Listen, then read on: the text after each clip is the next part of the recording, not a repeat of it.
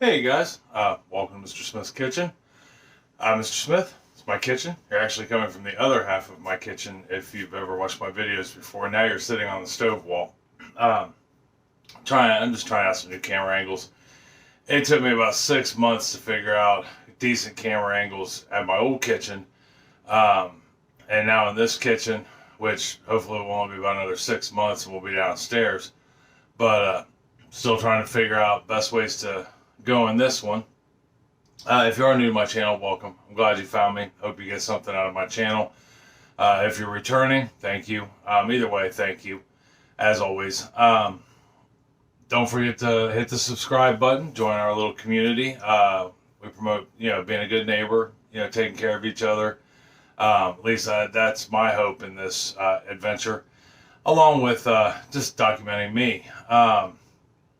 Right next to the subscribe button is the notification bell if you'd like to be so inclined to know when my videos come out. I try to do 3 videos a week. Doesn't always work out. We are a family, and I do have a job and things like that, but I try my best. And, thumbs up, thumbs down, always welcomed. Not necessary, but the likes are always nice. Dislikes are always nice. I'm game either way. I'd like to know when I'm doing things right, doing things wrong. Comments, always welcome. Love comments. Whether you agree with me or not, just keep them civil. We are a diverse group, ages, backgrounds, ethnicities, and I like to keep it civil in our neighborhood. It's all part of being a good neighborhood, or a good neighbor. And, things like that. So think before you type, so to speak, and we'll have a good time. So that being said, it's Thursday morning, and we got a lot on our plate today. I want to get some more work done on the shelves outside in the garage. If you didn't catch yesterday's video, which I recommend catching yesterday's video, we did a turkey pot pie, which was out of this world. But I didn't do a Tuesday video. I'm filming one. But we're building shelves. We're doing some demolition and some shelves out in the garage to better suit my woodworking needs. So that way I can start building the cabinets down in the basement. I want to do all this right, but I want to bring you along for the ride. But we got that going on. I got water changes to do, but I've been dying lately for something chocolatey. I got a taste in my head, so to speak, that I can't seem to get to shake, and I really want something chocolatey and creamy, and I thought, you know what, let's try a Swiss chocolate roll. Okay, so it's very similar to the pumpkin roll I did a few weeks back. If you haven't seen that video, check it out. That pumpkin roll was off the hook, and I don't say that because I made it. I say it because it's true. But we're going to do a chocolate version of that that's got a really nice chocolate sponge cake with a white chocolate icing and a layer of raspberry jam to go on top of that. I think it's going to be fantastic. So, that being said, why don't we get started with that? I'm going to get the camera moved so we can look down upon my, 20 by 27 countertop space. And we'll look at ingredients, things you may need for this, and start baking a cake. All right, I'll be back in just 1 second. All right, we're down here on the counter, and let's go over some things you're going to need to make this first. First thing you're going to need is a list of ingredients and directions on how to make it. As you may know if you've been following my channel, if not, if you're new, I write all my new recipes that I find on in my notebook. If we like it, it stays in the notebook. If we don't, I just tear the paper out, throw it away.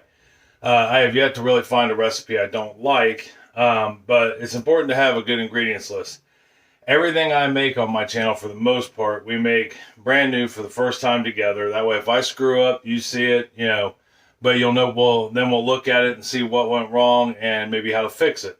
So we got our ingredients. We've got our directions on how to make this. It's very similar to making the pumpkin roll. The ingredients are just a little different. Next thing you will need is a scale. Most important, scale. This recipe the cake recipe itself comes from John Kirkwood, who has a YouTube channel. He's a retired chef over, I think, in England, who has some of the most amazing stuff. If you get a chance, check out his channel. But if you do follow any of his amazing recipes, you're going to need a scale because he doesn't really do cups. He does ounces and grams. So unless you've got measuring cups and things that do grams instead of cups, tablespoons, so on and so forth, you're going to need a scale. Plus, you should have a scale anyhow. They're not expensive. This one was like less than 20 bucks, and it works very well. You will need a bowl and a sifter. All right, those are a couple things you will need. And then you will need a baking pan, or they call them a jelly roll pan as such. So what I did on this one is, this is the first thing you're going to do is put your oven at 350 degrees. All right, Fahrenheit, it's 180 degrees Celsius. And then we're going to take a baking sheet. So they call them a jelly roll pan, I think, in the baking world. And we're going to line it with parchment paper. All right. And the reason for that is this cake is a very thin cake we're making because we're going to roll it up. And if you don't do this step, you're never going to get it out of here. So then we sprayed the pan itself with cooking oil. Then we put the tray down there, or put the parchment paper on top of that. And then I'm just going to take my cooking spray real quick, or you can use butter, completely up to you. And I'm just going to give this a light coating all the way around. And then we're just going to set that aside. It's done. All right, that's what we're going to do. You will also need either a stand mixer, which I have right here, or a hand mixer in another bowl. Either one will work. If you're using a stand mixer, you want the whisk attachment for it, not the paddle attachment. But the first thing we need to do is get our dry goods together. All right, our dry stuff together, and wipe off our counter. This cake does have a few steps, but it's not hard. I think if I can attempt it, you can surely attempt it, and it can't really go wrong. I wouldn't think, but anyhow. So we're looking at dry goods. First thing your dry ingredients, dry goods, same thing. First thing you're going to need is about a quarter cup or 40 grams of flour, and we're going to sift these just to make sure we get the clumps out. You can either use a strainer like this one, or I have an actual sifter. Neither of them are expensive. This was like $5 at Walmart. That's like $10 everywhere. The next thing we're going to need is 30 grams or about a quarter cup of cocoa powder. Use the cocoa powder that suits you best. I'm using a Dutch processed cocoa powder. But you can use a semi-sweet, bittersweet, whatever works for you, really. And then we're going to need 1 teaspoon or 4 grams of baking powder. All right, which is our leavener, helps it to rise. And the last dry ingredient we need is a quarter teaspoon or 1 gram of salt. You can use table salt. I'm using kosher salt. I'm using a finer grain kosher salt. And you want that. Now, if you use kosher salt and you don't have a finer grain, you just get regular old kosher salt, which we used to use all the time. Crush it up. Okay, you want to take the back of a spoon, whatever, and smash it up. As I have found with regular kosher salt, if you don't, you will end up with chunks of salt in whatever it is you bake. And that just is no fun. Now your salt will not go through here, just to let you know. I don't know if you can see that or not, but there's some salt hanging out down there at the bottom. It's my quarter teaspoon. But you want to make sure that cocoa powder and flour have a tendency, especially cocoa powder and baking powder, have a tendency to clump. It gets in the humidity. The minute it gets in the humidity, it'll start to clump. So we got that sifted, mixed together really well.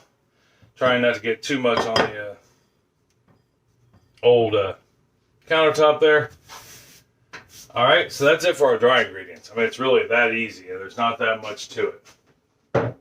You will need a couple rubber spatulas for this also, of your choice. Now we're going to work on our wet ingredients. All right, let me get those off to the side here, and this is where the mixer comes into play. Now, at my house, we don't plug anything in until we absolutely have to use it. We have little hands running around here if you're new, Abby, who likes to flip things on, which is okay. I mean, that's all part of being a kid. Lord knows I used to do it to my mom. But it can, you don't want that to, I don't want that to happen because, Abby could get hurt if she turned on the wrong thing, or like if this thing's full of dry goods, flour everywhere, it can make a mess, or it could get me hurt. We don't want that, so I wait till the very last minute to plug my stuff in. All right, so for wet ingredients, this is really easy. There's not much to it. You're going to want 3 large eggs. All right, we're going to put those in there, whole eggs. Now your eggs should be at room temperature. The only time your dairy, butter, things like that shouldn't be at room temperature is if you're making certain whipping creams or biscuits or pie crust. So we got our 3 eggs, and then we want 80 grams or about 1/3 of a cup of sugar, and it's just plain old white granulated sugar, and we're going to put that in there. And then we're going to mix this for about 2 to 3 minutes on high speed. What we're looking for, it should change to a light color, almost like a pale yellow, and should be fairly creamy. There's my oven where I set it to preheat. And so we'll go ahead and lock that down in. We're going to get this started, and we'll let this mix. Alright, so as you can see, it's doubled in volume, and it's fluffy, it's creamy, it's got a nice offset texture to it, or offset color to it. So the next thing we're going to want to add is 2 tablespoons, about 30 grams of vegetable oil, or you can use butter as an equivalent. Alright, so we'll put that in, and we're going to add in 1 teaspoon, 4 grams of vanilla. And that's just mostly for flavor. It's not something you have to add into this. And then we're going to let this go for about another minute. Oh, and before I forget, when you're beating these, you want to beat it on high, the eggs and the sugar, because you're looking to get volume out of it. Right? We're incorporating air into this mix. All right, well, I'm going to let this beat, and then we'll move on to the next step. Okay, we'll let that beat for about another minute or so. And what we're looking for is ribbons. Okay, so you should be able to get your mix in there and pour it, and it should, I mean, you can see that or not, but I know you can't really see it in the bowl, but it should hold its form for a minute as it goes down into like a ribbon. All right, and then disappear. So, and that's what we're looking for. We want it to be nice and fluffy and full of air. All right, so now the next thing we're going to do, I'm actually going to put this into another bowl, mostly because I can. All right, there's that. Get this out of the way for the moment.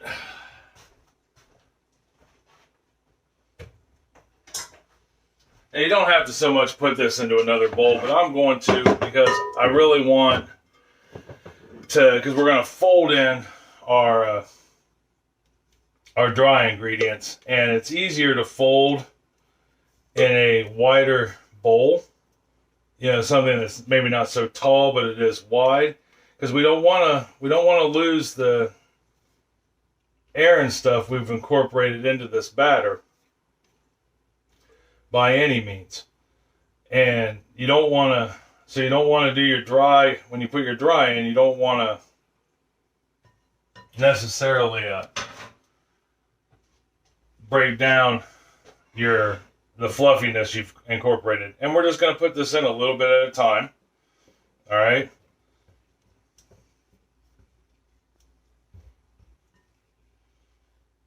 Making roll cakes isn't hard. I thought it was going to be really difficult the first time I ever made one with the pumpkin rolls, but they're not. I mean, you still got to pay attention. There's still steps to follow, but they're not as bad as you might think.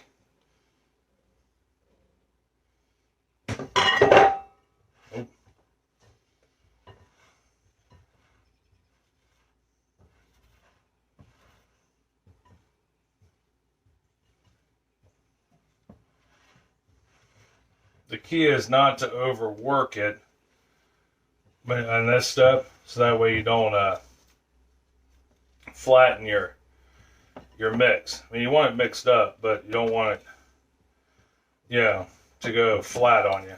You want it to still have some of that air in there.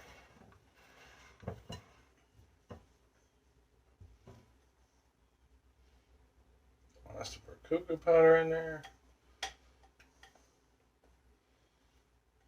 There we go.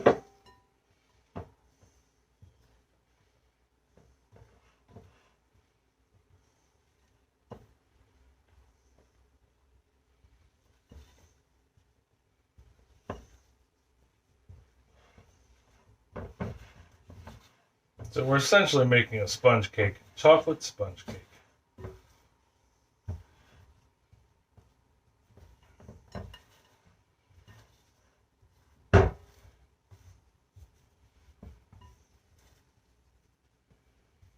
See how that has starting to get that whipped cream consistency? It's very light, very fluffy. I love it.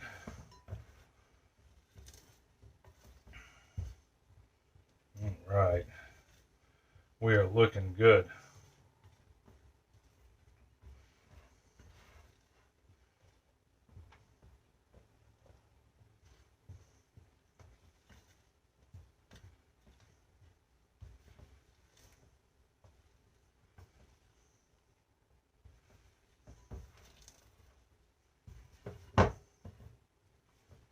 Okay, so that's it. That's our cake batter right there. Now what you do is grab our pan,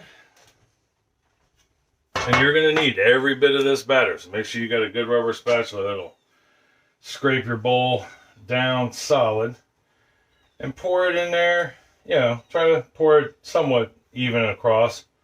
That way you don't have to work as hard as getting it all the way to the corners of the pan.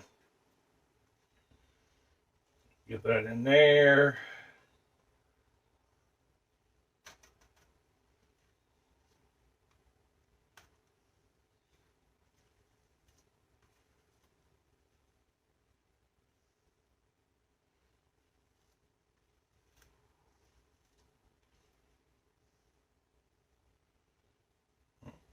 Got a little bit there at the top. There is that. And then I'm going to take my offset spatula, which is this fine apparatus right here. I mean, if you don't have one, that's fine. You don't absolutely need one. But I have one, so I feel like I should use it. And we're just going to spread this out.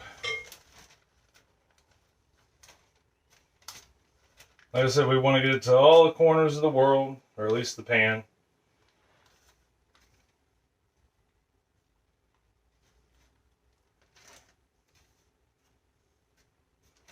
You want to make sure it's even, that way it bakes even. This is a very thin cake, so it's not going to take long to bake at all. We will literally probably spend more time waiting on the cool down process and before we can ice it than we will making it and baking it. I guarantee it. Because that took us all of what, like, I don't know, 5-10 minutes to actually get her together.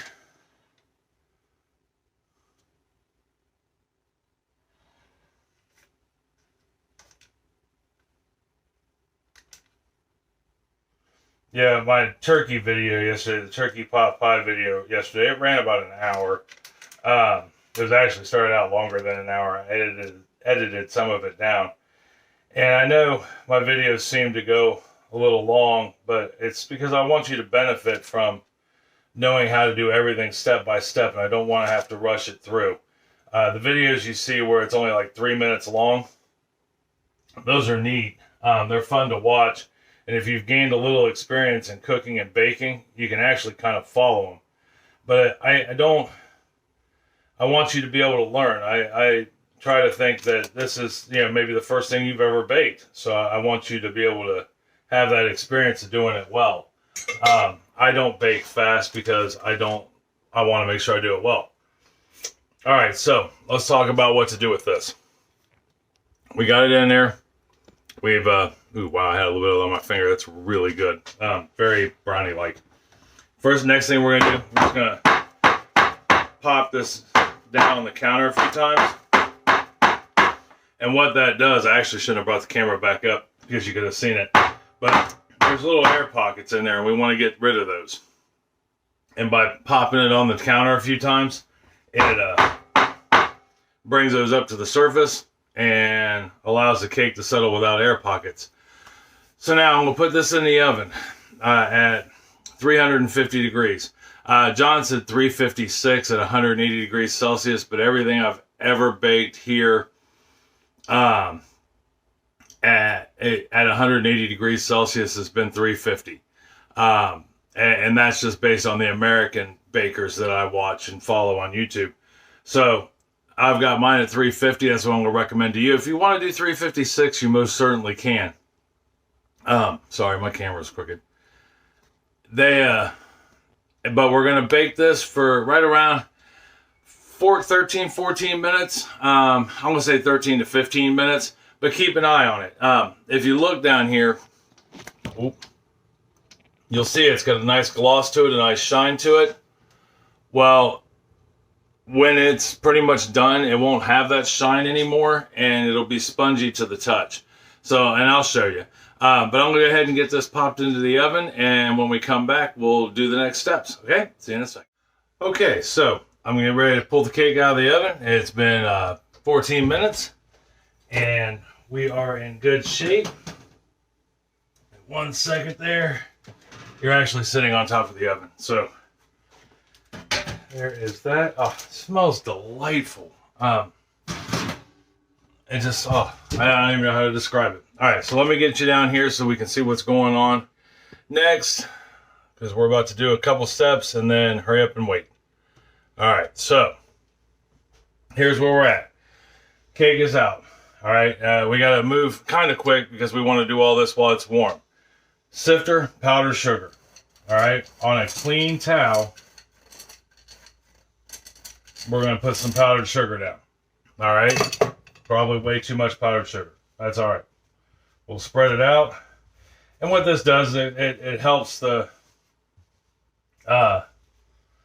cake to not stick to the towel, because we're going to wrap this up. We're going to roll it up in a towel. What this does is it helps to form the roll. All right, the cake will automatically just kind of want to be roll form. All right, as it cools. But you'll see some people use the parchment paper that it was put in. As a matter of fact, John Kirkwood, the gentleman I got this cake recipe off of, does that. I saw people do that with the pumpkin rolls too. I struggle with that based on the fact that it doesn't breathe. You'll still have all that heat, too much moisture in it, I think. So now we're gonna lift this out. Okay, this is why you want to do it while it's still warm.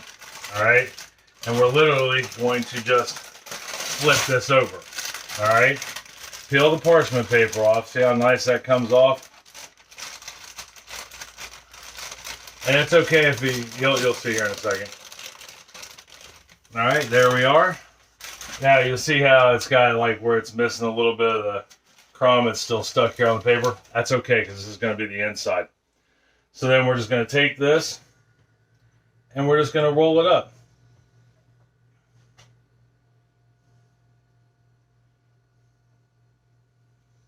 Just like such. All right, and then we're going to, I'll take it over and put it on a cooling rack here in a second. Only because I don't have one here in the kitchen. I have to run downstairs and get one in the grocery store. That's where I keep all my baking supplies and equipment. But what we're going to do, we're going to let that sit in that towel for about an hour. We're going to let it get completely cooled down. And then when we come back, we'll go ahead and make up the icing that's going to go in it. And we're going to talk about the jam that we're going to put on top of the icing. And hopefully get a try piece. All right, I'll see you in just 1 second. All right, so we let the sponge cake cool down to room temperature. It's sitting over here on the other end of the kitchen. And now we're going to make the cream filling for it. So I did some things in advance, just for time's sake, but I'll show you real quick. So the first thing I did was take a bar of white chocolate, okay, and you find it in the same spot that you would find your baking chocolates, and I melted it down on a double boiler, just like we've done dozens of times with chocolate before. We're going to melt it down, and now we're just I let it cool down to room temperature. That's kind of important. The second thing I did, I wanted to do raspberries, but I honestly didn't have any raspberry jam. I thought I did from where we made thumbprint cookies, but I didn't. But I had strawberry. So I took my strawberry, I also put it on the double boiler, and I heated it up so that way it's nice and runny. And when you buy jam or preserves of any kind, well, this is actually a preserve, they're kind of solid, right? Yeah, which is what you want. That's how you make jams, jellies, and preserves. So you just warm it back up and it gets it back to that consistency where it's spreadable, which is what we want. So the only thing we have left to do is whip up the heavy whipping cream and make a nice whipped cream, and we're going to combine that in with the milk chocolate. So let's get you down here so we can do that. We'll get this whipped up, plug the stand mixer back in right quick. As always, never leaving that to go. Now, let's say things start to get a little solid on you while you're doing this, like your chocolate or your preserve that you're putting on top. It's okay. Just put it back on the warm water of the double boiler. I got my double boiler sitting right here on the other side of the stand mixer. So that way, with the water still in it and still steaming, that way I can heat it back up if necessary. All right, so I got 3/4 cup of heavy whipping cream, or 200 grams, 200 milliliters. And then I've got a half a teaspoon or 2 grams of vanilla. And I mean, with the vanilla in the cake, you don't have to have the vanilla in here, but we really like that taste. And then we're just going to mix this on high speed until we get a whipping cream. All right, so let's go ahead and get that turned on, get that going.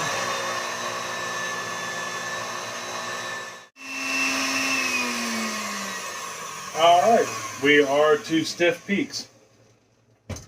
So, show you what I mean. See how it doesn't come off it's nice and stiff. That is how you make whipped cream. Easiest stuff in the world. Which is why they call it heavy whipping cream, in case you didn't know. So we'll take that, and then we're going to get our chocolate, which is right there. Let's get this bowl off of here. Scrape down our sides. Now, just if you want to, we're going to put this whipping cream and this whipped cream in the white chocolate, but we're going to do it in small amounts, in dollops, so to speak. Let me get this out of the way.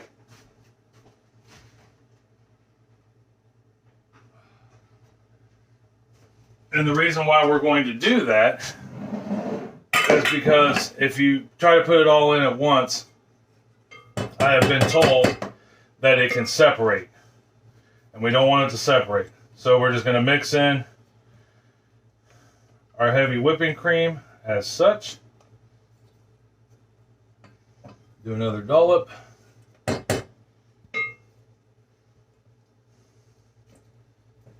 Fold it in. I know this looks fantastic. I've never made this filling before. So this will be, when I saw white chocolate, I thought, oh, I've got to try this. Now, he did not put the strawberry jam in on top of his. He just cut up some fresh strawberries and put it in it. And last night I thought to myself, raspberry sounds really good. That would go good with the chocolate and the white chocolate that's in the icing. But I didn't have any. And, I mean, who doesn't like strawberries? Let's be honest. But you could pretty much use any jam that you wanted. Or if you want to put fresh strawberries in this, awesome.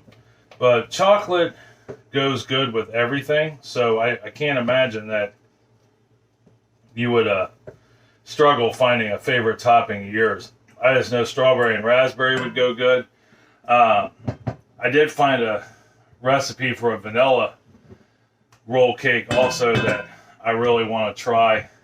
And I think I'm going to do that one with, we've got some homemade, I believe we still have some homemade blueberry jam downstairs that I want to do a vanilla one with, which I think would be outstanding.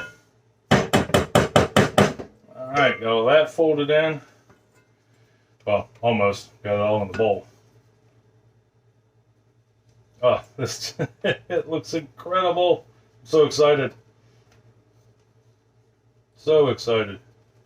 Of course, it's not like we can make it and cut it right away. We gotta put it in the fridge and let it chill and all that good stuff and settle down and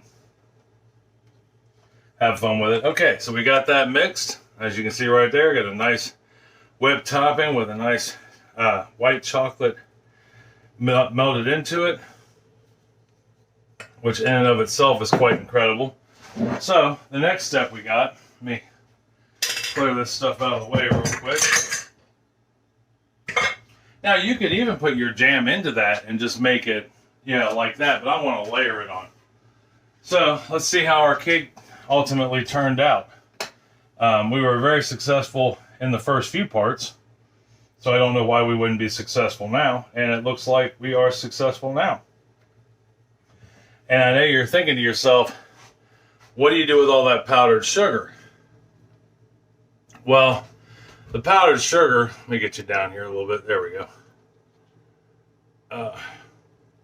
There we go.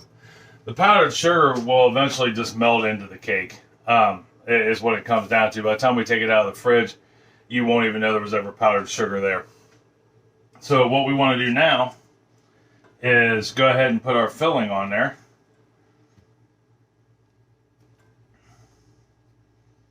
And we're going to leave it about a 1/2 inch to 1 inch away from the edges. That way we don't get too much blowout, so to speak. I mean, it doesn't really matter. We're going to cut the ends off of it anyhow. So it's not like it's going to hurt anything. Now, if your cake cracks, that's okay.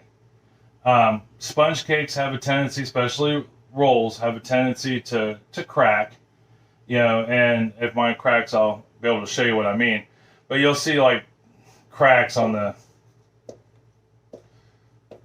outside of it, things like that, and that's okay. I mean, that is part of making rolls, so to speak. Everybody I've ever watched make a roll has said that, and I think it just kind of goes with the territory of making rolls. I mean, there's things you can do to help try to prevent that, like pre-rolling it like we did. I know watching Stephanie Jaworski make her rolls, she actually used a damp cloth, just slightly dampened cloth. That way, and she didn't take it out of the pan and pre-roll it. She let it cool completely in the pan with a damp cloth on it and ran it that way. So there's like a few different ways to do them. This is just the way I've done it. Not that I've made a ton of roll cakes by any stretch of the imagination, but this is what worked for me the last couple cakes I made. So I thought, why not just continue with, what we've been doing? We'll see. If not, I mean, worst case scenario, it cracked.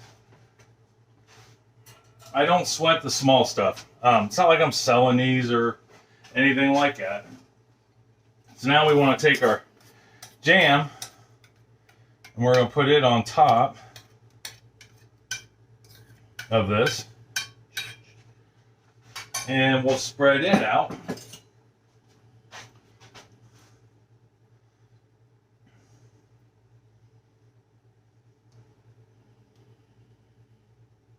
I know this looks good. I don't know if you guys can hear it, but Sam, our dog, is snoring in the background. She is sound asleep. That's good. I mean, she needs it. She's old. I mean, by old, I mean old. She's 14, 15, right around there. Last little bit of jelly out of there, or jam, preserves.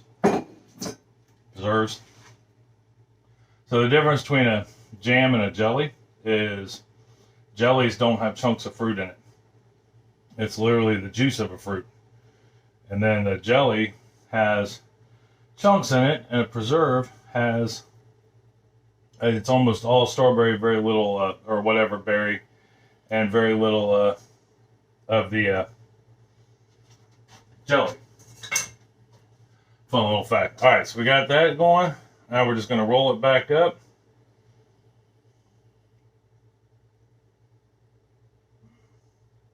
Yep, we're getting stuff all on the outside. That's all right. Yep, we cracked. That's okay. That's quite all right. See what I mean by cracking? That happens. That's going to happen on occasion. Like I said, I'm not sweating it. It's still going to taste delicious either way it goes. Now, next thing I need to do is clean my hands off. Get a towel. Gonna back this up a little bit. I'm going to get the saran wrap out. Or cling wrap, plastic wrap.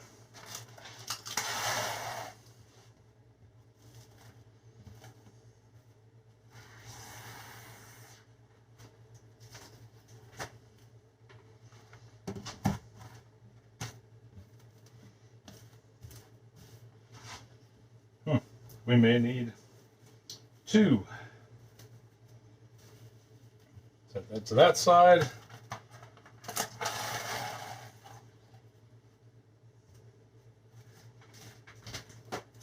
That out. Like that. I'm going to pick this bad boy up. Like such. And we're going to roll her up.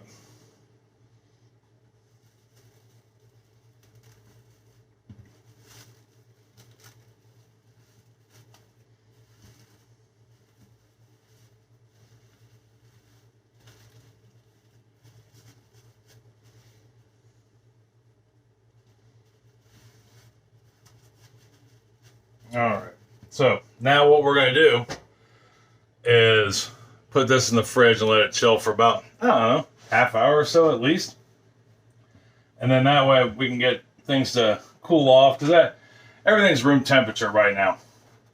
And we don't necessarily need it to be at room temperature. We want it to be a little chilled. What that'll do is it'll firm up the filling.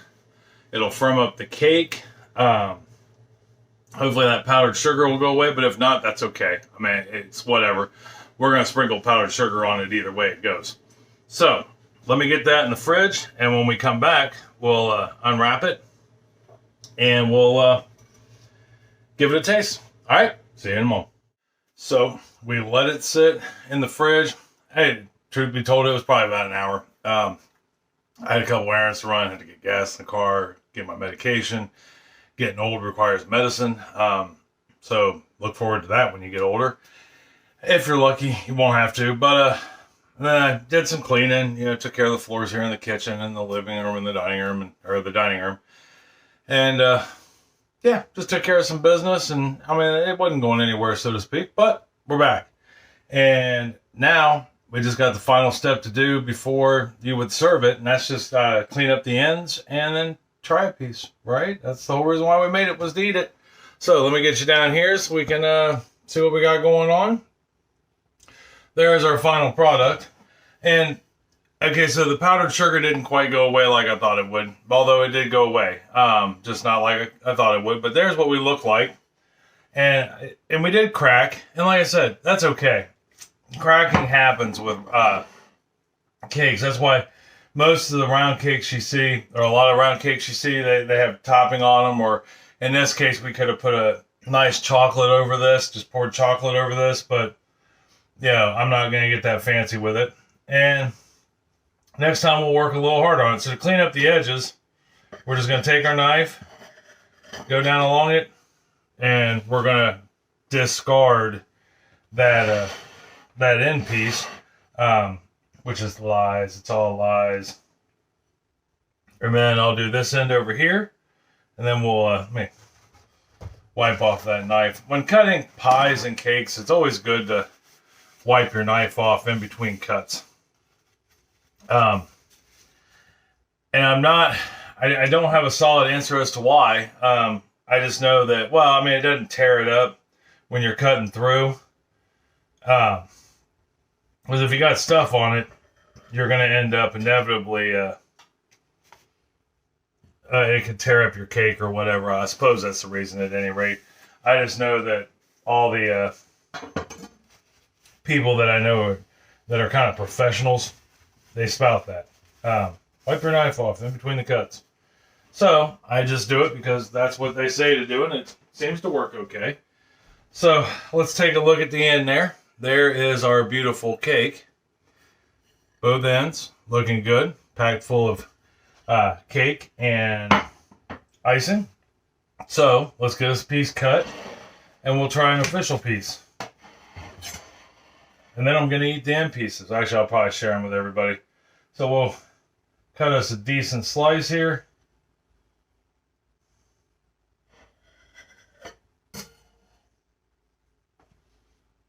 That off of there. I could have probably stood to do a little more icing down near the end, or it could be it just fell out. There we go. Set that to the side.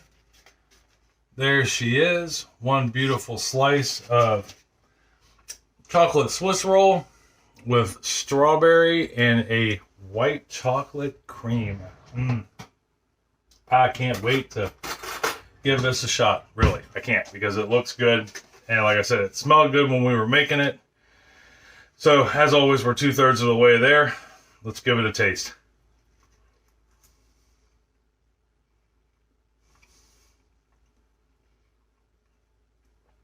That is perfect. That cake is moist. That icing is to die for. And you throw the strawberries in with it. That's hitting the spot. You know, I definitely like this. Sorry. Give this one a shot. It's not hard to do. Not hard at all. It's an easy cake to make. Takes a little time because you gotta let everything set up and blah, blah, blah, and cool down, room temperature. But all in all, easy cake. Great end result. Yeah. Oh, definitely. So, give this a shot. Let me know if you do. Let me know what you think if you do. Not hard to do. Not hard at all. The only thing I would have probably done a little different was put a little less powdered sugar on the top. So, and that was just me being overzealous. So, and then it will turn out chocolatey. Now, you can, like I said, top this. You can take some of your strawberry preserve, if you have any left, or whatever preserve you're using, and put it on the top, and put some slivers of chocolate on top of that. That would make it look fancy and really cool. Yeah, there's a million and one ideas to top this with. You could just douse it in chocolate. You know, heat you up some, double boiler chocolate, put it on there. That would taste really good too. I mean, really, you can top that with a million things, or you can just eat it just like this, because that's what we're going to do. We're not picky. No, try this. It's really good. I think it'll hit the spot for you. And if you do, let me know. If you like it, let me know. If you don't like it, think it's horrible, let me know. That's okay. I'm always up for conversation. If you do something different, let me hear about it. Anyhow, I am going to get back to work. I got to do some water changes still, and then if I have time left over after taking care of the basement chores, I'm going to go outside and play in the garage a little bit. So, until next week, when I don't know what we're going to do Tuesday yet. Hopefully I'll have the garage somewhat done, and you'll get to see some sort of video on that. If not, I got lots of things I can complain about. We may talk a little about how different it is to buy a house here versus, let's say, in some European countries. Because that's kind of got me in a miff, but that's a different topic for a different video. But other than that, I hope you guys have a good rest of your week, and Monday and Wednesday, Tuesday, we'll talk about something or clean the garage Thursday, or work in the garage Thursday. Wednesday, we are going to cook. I have not a clue yet. I did know, but I don't now. Thursday, we're going to bake something amazing. I guarantee it. So, until next week, I love you. I love you very much, and I mean that from the bottom of my heart. Tell somebody else you love them and love them very much. Take them bake this bad boy up and take your neighbors a piece. Make some new friends. I guarantee they'll like it, and they'll be like, dude, you're an amazing friend. This tastes fantastic. So, till next week, I love you. I will talk to you later. Bye.